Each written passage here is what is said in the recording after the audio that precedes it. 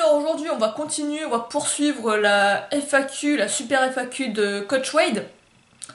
Euh, Alors si tu suis pas, tu vois pas du tout de quoi je parle, j'ai fait déjà 2 épisodes précédents, je t'invite à aller les mater en premier, ou du moins le premier pour le premier épisode pour savoir de quoi je parle. Je vais pas revenir là-dessus parce que c'est surtout une série, il y a toujours les mêmes personnes qui vont me suivre, donc histoire de gagner du temps, je t'invite à aller voir ça.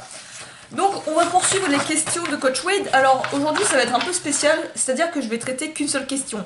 Je sais, il m'en reste des tonnes encore à traiter, mais là je vais en faire qu'une seule, tout simplement parce qu'elle est longue. Et il y a plusieurs points sur lesquels je suis assez opposée à Coach Wade. Il y a des choses sur lesquelles je suis pas tout à fait d'accord, donc je voulais un peu détailler ça et exprimer de manière plus approfondie mon opinion là-dessus.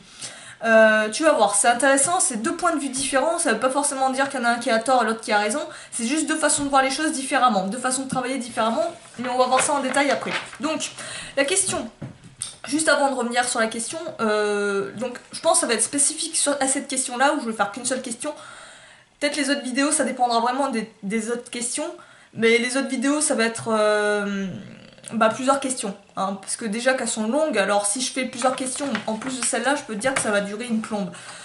Et toi, je pense que ça doit te faire chier à un moment donné. Donc, on va poursuivre. La question est, pourquoi les normes de progression que vous définissez exigent toujours des répétitions aussi élevées, souvent plus de 20? Je pensais que les reps bas, donc les reps basses, c'est-à-dire les répétitions basses, les répétitions en dessous de 5 répétitions. Tu vois, de 1 à 5 répétitions, c'est on va dire la fourchette basse dans on va dire ton spectre de répétition. Alors, je pensais que les reps basses, j'ai traduit ça comme ça, étaient meilleures pour la force. Alors, c'est vrai qu'en fait, quand on te parle de force, on te dit toujours que la tranche de répétition idéale est de 1 à 5 répétitions. Le truc, c'est que lui, Wade, dans sa progression, tu verras toujours que sa norme de progression va jusqu'à 20 répétitions, voire même au-delà pour les premières étapes. Et alors qu'il axe bien le travail sur la force et il considère sa technique, sa méthodologie comme une méthode de prise de masse, mais surtout de force. Une méthode plus sur la force. Donc, tu vois, il y a une petite opposition et du coup, il veut savoir qu'est-ce que Wade a à dire là-dessus, pourquoi il a choisi de faire des normes de progression qui va au-delà de 20 répétitions. Alors, l'entraînement de détenu est essentiellement basé sur la méthode d'entraînement de double progression. Donc c'est une méthodologie d'entraînement. Ce qui signifie que vous continuez à travailler à un certain niveau, accumulant vos reps jusqu'à que vous atteigniez un objectif de nombre. Alors attends, qu'est-ce que j'ai remis? Alors, jusqu'à que vous atteigniez un nombre prédéterminé de reps cible. Donc jusqu'à que tu atteignes un nombre de répétitions cible que tu auras déterminé au préalable. Lorsque vous atteignez cet objectif, vous augmentez la résistance de l'exercice, ce qui reconduit vos nombres de reps vers le bas. Et vous répétez ainsi le processus. Donc une fois que tu as atteint ton nombre de répétitions cible, hop, tu augmentes la difficulté d'exercice et par conséquent ton nombre de répétitions redescend, tu repars on va dire à la case départ et tu reprends de 1 à 5 répétitions, puis tu augmentes ainsi de suite. Pratiquement chaque système d'entraînement de force productive connu de l'homme est basé autour de la méthode de la double progression. Quand vous travaillez avec des haltères, des machines ou des kettlebells, le principe de base reste le même. Vous travaillez à un niveau d'intensité fixe jusqu'à que vous puissiez gérer un niveau cible de volume. Puis vous augmentez la résistance et recommencez. Vous progressez en augmentant le volume, puis en augmentant l'intensité, d'où le terme double progression. La seule différence entre la muscu avec poids externe et celle au poids de corps est que la résistance que vous augmentez est la difficulté du mouvement plutôt que juste jeter des poids à la barre. Dans les programmes de poids de corps en prison, il est typique d'utiliser des répétitions cibles qui sont dans la gamme supérieure, la fourchette haute si tu préfères, entre une gamme on va dire de 10 à 20 répétitions, voire au-delà. Voilà, c'est ce qu'il dit. À 10, souvent jusqu'à 20 ou plus. La raison est à voir avec la logique de l'entraînement au poids de corps. Alors, souvent le passage d'un exo au poids de corps à l'étape suivante, plus difficile, représente tout à fait une randonnée en force. Le saut de la... Il te donne un exemple. le saut de la demi-traction à un bras, étape 8 de l'entraînement d'un détenu, à la traction à un bras assisté, étape 9, est un bon exemple. Travailler avec des reps triples, donc la répétition triple, des séries de 3 répétitions si tu veux, c'est une méthode aussi pour prendre en force. Tu as la méthode du 5x5 où tu fais 5 séries de 5 répétitions, mais tu as aussi une méthodologie où tu travailles sur 3 répétitions, tu atteins ces 3 répétitions et tu augmentes la difficulté de l'exercice. Donc travailler avec des répétitions triples pourrait être théoriquement meilleur pour la force.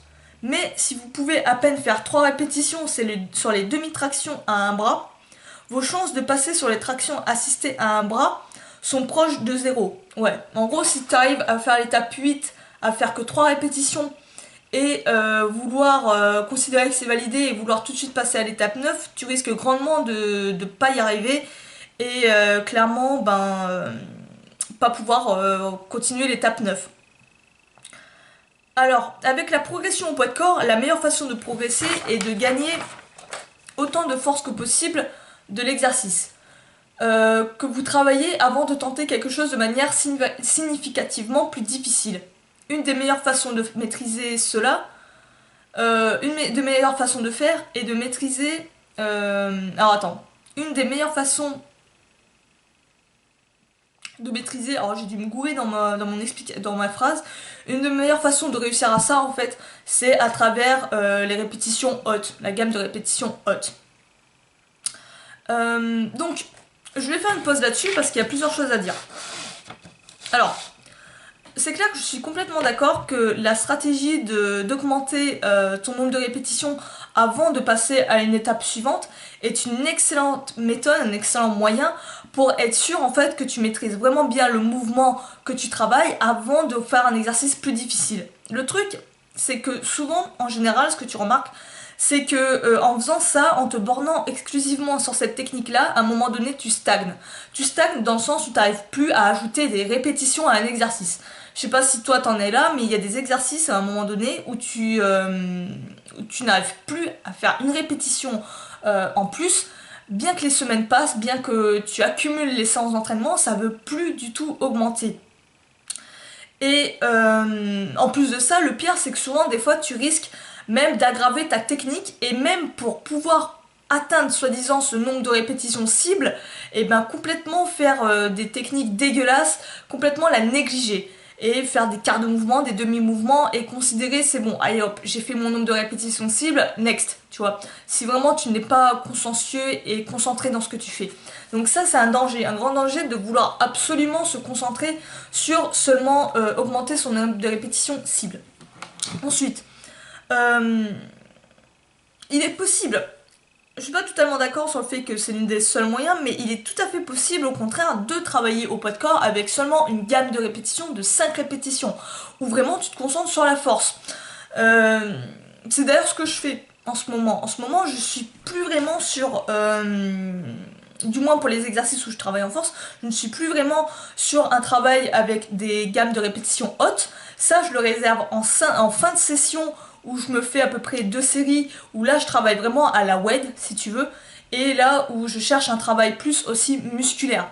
Donc ça je le réserve à la fin, mais les 3 quarts de mes exercices, 3 quarts de mes séances est concentré sur des exercices que je travaille en force avec des gammes de répétitions qui vont de 1, je te dis même, je fais des singles, on appelle ça des singles en anglais, où tu fais des séries de 1 répétition, t'es vraiment sur de la force pure, jusqu'à 5 répétitions. Et je travaille uniquement là-dessus.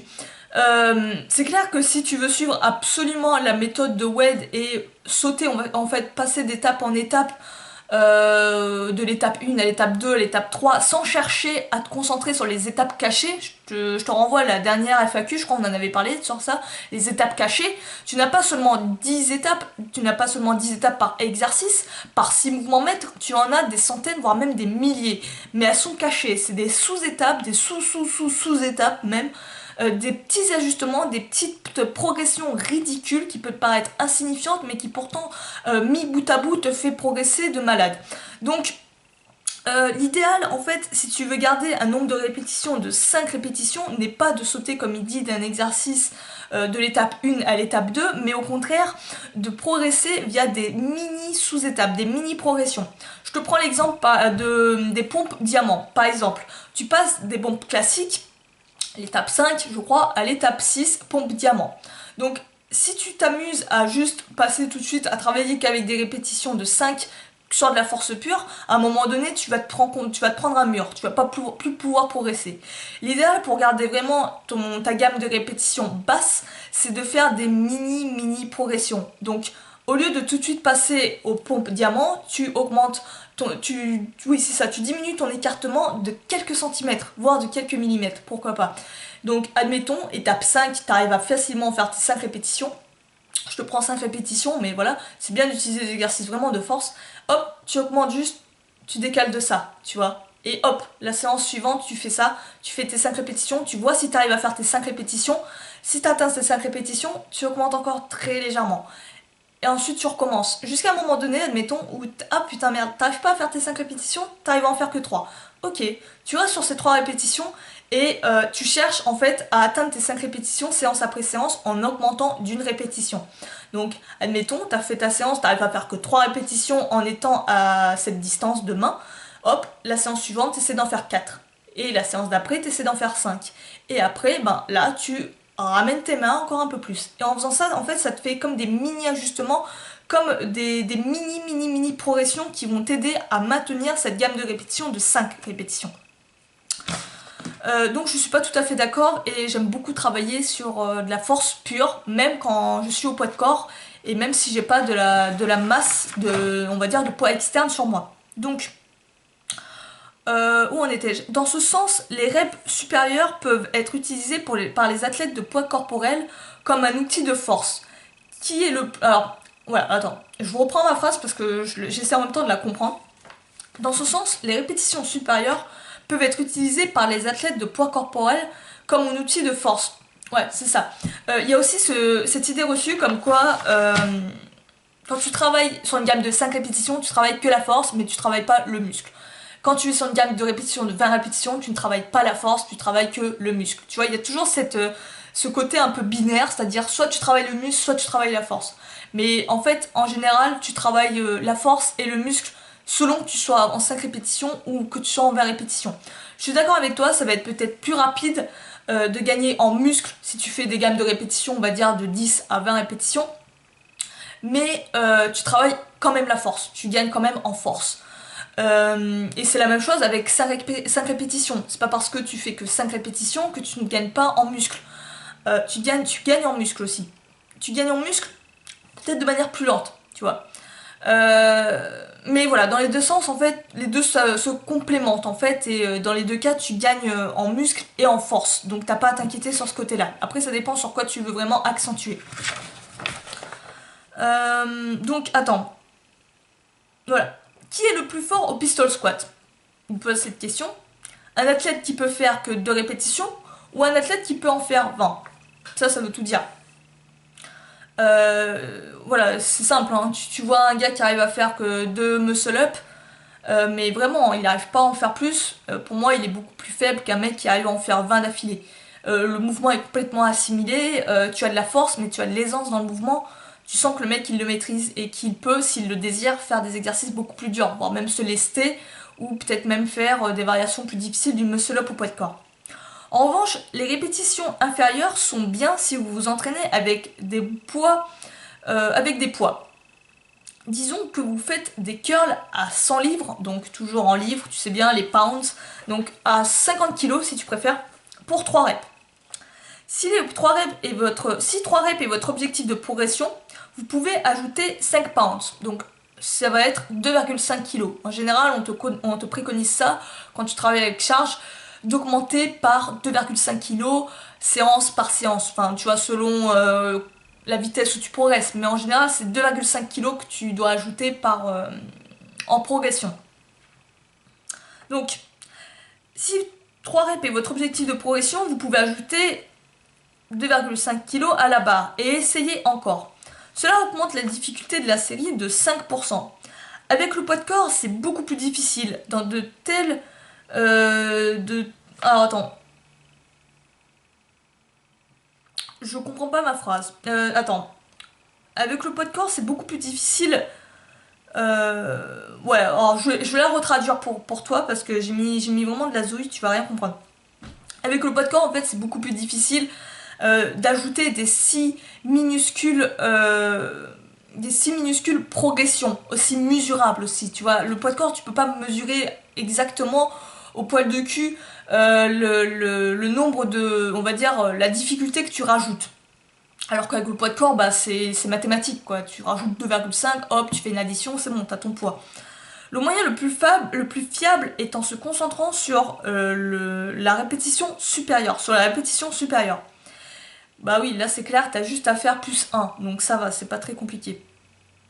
Les séries de répétitions basses rendent les progrès beaucoup plus difficiles.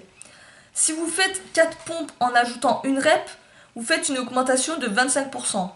Mais si vous pouvez faire 20 pompes l'ajout d'une rep, fait une augmentation de seulement 5%. C'est pourquoi les fourchettes de répétition plus élevées et les progressions... Ouais. C'est pourquoi les fourchettes de répétition plus élevées et les progressions sont plus lisses au fil du temps. Donc, tu vois, ça, on va dire, c'est une vision des choses, mais c'est pas la seule. C'est une façon de voir les choses. Il y a des auteurs pour lesquels, même, je vais te donner les noms, Pavel Tsatsouline, même avec du poids de corps, il est sur exclusivement 5 répétitions. Il est même dans l'idée, en fait, d'arriver à faire 20 répétitions d'un exercice en ne travaillant que sur des séries de 5 répétitions. Donc ça, j'aime bien cette approche, je l'apprécie particulièrement. C'est pareil avec un autre auteur, je t'en ai jamais parlé, c'est Christopher Sommer, je crois, ou Christophe Sommer.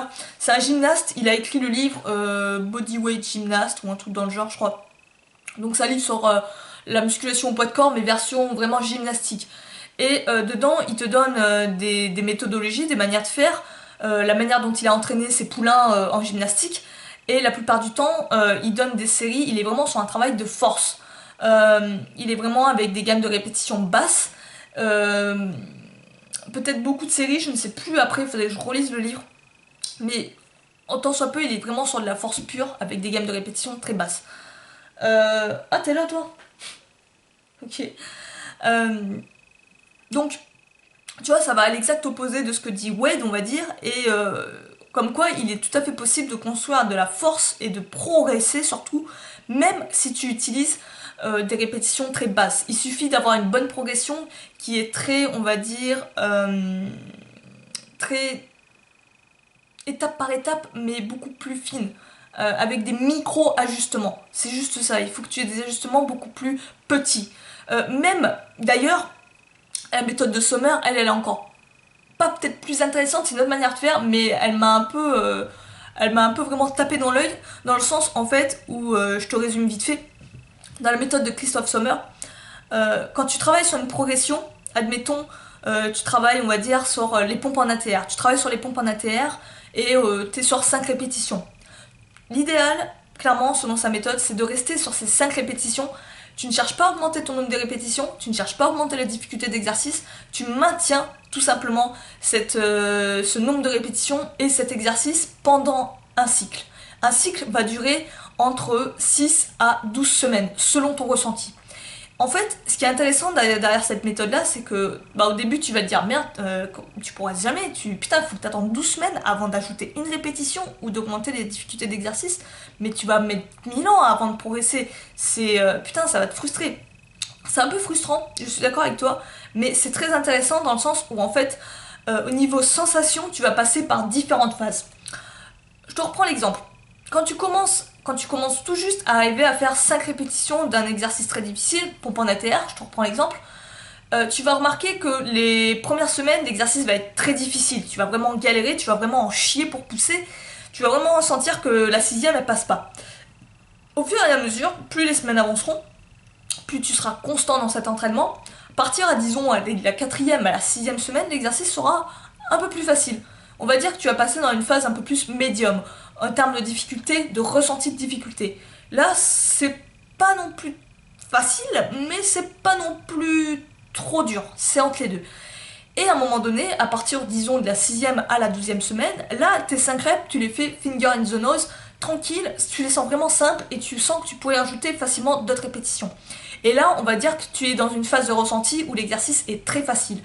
Donc là, c'est intéressant de passer par ces différentes phases où à la fois tu as l'exercice qui est vraiment challengeant et à un moment donné où tu as une phase, on va dire, où tu es plus en récupération. C'est ça qu'il insistait là-dessus, Sommer. Il considérait que beaucoup de gens n'insistaient pas assez sur la phase, on va dire, récupération, laisser le corps reprendre son souffle en fait. Et là, avec cette méthode-là, où pendant de 6 à 12 semaines, tu restes sur le même exercice, tu restes sur le même nombre de répétitions et tu augmentes seulement la difficulté ou le nombre de répétitions qu'à la fin de ce cycle, que là en fait tu progresses vraiment et tu te fais surtout pas mal, t'évites des blessures et c'est vraiment excellent. C'est une méthode très particulière que je connaissais pas du tout mais j'ai vraiment adoré, c'est vraiment intéressant. Je pense que je te ferai vraiment une vidéo là-dessus parce que ça peut être intéressant de te détailler là-dessus et je pense que ça pourrait vraiment t'intéresser et te servir. Alors, continuons. D'ailleurs, il y a aussi un autre auteur qui est là-dessus, qui est aussi sur de la force version gymnastique. C'est un certain Stephen Lowe qui a écrit le livre Overcoming Gravity. Mais faut que je le relise, ces livres parce que après je veux pas te dire de conneries, mais on est vraiment plus sur un travail de force qu'en version gymnaste. Donc gamme de répétition, 1 à 5 répétitions et pas obligatoirement sur 20 répétitions. Donc en plus de la mathématique derrière les progressions, En plus de la mathématique derrière la progression, les séries de reps plus élevées transmettent une richesse davantage que les répétitions basses. Que les répétitions basses ne peuvent tout simplement pas livrer. Donc, il va te montrer d'autres avantages qu'apporte le fait de travailler sur des répétitions élevées. On va dire gros volume, tu vois. Tout d'abord, les répétitions supérieures sont meilleures pour l'ajout de muscles. Vous pouvez améliorer l'efficacité nerveuse sans la fatigue, mais si vous voulez gagner de la masse, vous devez épuiser vos muscles. Cela signifie des répétitions plus élevées. Alors, là encore, il y a une vision opposée à ça, ça va être la vision de Pavel. Dans sa méthode, je sais plus, je crois que c'était dans le livre Pouvoir au peuple, Power to the People, en anglais. De toute façon, tu l'auras qu'en anglais, le livre. Où il te donnait un programme, il me semble que c'est dans ce livre, où il te donnait un programme, je crois que c'est le programme de l'ours ou un truc dans le genre, et au contraire, en fait, pour gagner du muscle, en restant sur 5 répétitions, l'idéal en fait c'est de faire beaucoup de séries, un grand nombre de séries, de 10 à 20 séries, tu vois c'est énorme en termes de volume, avec un temps de repos très faible, de 30 à 1 minute 30 maximum de repos. En faisant ça, tu restes sur de la force, tu restes sur une intensité élevée, mais en même temps, tu laisses pas tout ton muscle récupérer tant que ça. Tu laisses pas tout ton muscle récupérer aussi vite. Donc tu vas vraiment sentir une certaine congestion, ça va pas être la même congestion, ça va pas être la même fatigue que lorsque tu es en train de travailler sur des répétitions élevées, mais tu vas vraiment sentir une grosse fatigue. Un épuisement aussi un peu nerveux. Donc c'est intéressant. Il y a cette méthode qui existe.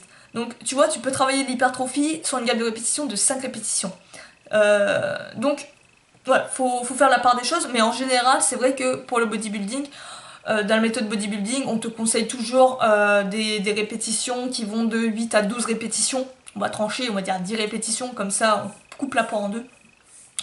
Donc voilà. Ensuite, en plus de ça, qu'est-ce que ça apporte ? Travailler sur les gammes élevées. En plus de ça, cela signifie les reps supérieurs travaillent également le système cardiovasculaire. Bah forcément, à un moment donné, si tu es sur une gamme de 20 à au-delà, 30 répétitions, tu es sur de l'endurance. Il améliore le lien muscle-esprit, si précieux au bodybuilder. C'est un facteur négligé, mais les reps plus élevés enseignent également le contrôle. Quand tu travailles avec une charge que tu peux à peine gérer, il est difficile de maîtriser un contrôle parfait. Mais avec une charge un peu plus légère, vous avez plus de marge de manœuvre. La perfection est à portée de main. Alors là encore, je ne suis pas tout à fait d'accord dans le sens où, bien au contraire, quand tu as une charge très lourde, quand tu as un exercice très intense, que tu peux pas faire sur beaucoup de répétitions, en général, tu vas être beaucoup plus concentré dans ce que tu fais. Je sais plus si c'était des études de... Pavel parlait de ça, une étude qui montrait que les mecs qui soulevaient plus lourd, tu sais, style powerlifter, machin, haltérophiles, se blessaient moins que les bodybuilders, dans le sens en fait où même s'ils soulevaient plus lourd en fait, c'est pas le fait qu'ils soulevaient plus lourd, c'est le fait d'être concentré. Et quand tu soulèves dans une gamme de répétitions de 1 à 5 répétitions, t'as pas le temps que la fatigue musculaire s'installe, contrairement à des gammes de répétitions plus élevées. Et le problème, c'est que souvent, ce qui fait que tu te blesses quand tu t'entraînes, c'est que tu perds du contrôle et tu as surtout de la fatigue musculaire qui s'installe. Tu peux plus contracter, tu es plus concentré et tu vas plus vaciller qu'autre chose, et c'est à ce moment-là où tu peux vraiment te blesser. Alors que quand tu sais que tu as qu'une répétition ou que tu as, on va dire, que 5 répétitions à faire, tu peux vraiment te concentrer pleinement, avoir tout ton focus sur l'exercice, contracter bien les muscles et justement maintenir cette contraction pour éviter que ce sont les articulations qui prennent. La fatigue n'a pas le temps de s'installer. Donc tu as tout ton pouvoir en main. Donc pour moi, je suis pas d'accord sur le fait que, oui, certes, tu vas être peut-être plus concentré sur le côté sensation de brûlure ou gainage ou congestion, mais sur le fait d'être plus concentré et moins se blesser, je suis moins convaincue. Euh, donc, pour moi, plus tu vas faire de répétitions, au contraire, plus tes répétitions, les dernières surtout, vont être dégueulasses, négligées. Même tu vas perdre du contrôle, on l'a tous su quand on l'a tous fait.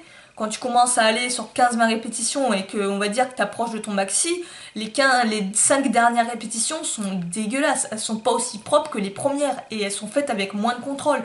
Il commence à y avoir de l'élan, l'amplitude diminue. Enfin, tu vois, je suis pas totalement d'accord avec ce qu'il dit. Je ne dis pas que travailler des reps basses doivent être évitées comme la peste. De temps en temps, c'est bien de changer les choses et de travailler sur des répétitions basses. Mais si vous voulez progresser dans le poids de corps sur le long terme, les répétitions faibles ne suffisent pas. Donc, comment dire, c'est bizarre parce qu'en fait, quand tu relis un des livres qu'il avait écrit qui s'appelle CEMAS, qui est axé exclusivement sur le bodybuilding, au poids de corps, sans travailler le bodybuilding version poids de corps, malheureusement il n'est qu'en anglais, tu te rends compte qu'à un moment, il y a un chapitre qui est destiné au travail de la force sans le gain musculaire, sans forcément sans gagner un muscle, en fait, c'était ça. Travailler la force sans prendre un muscle.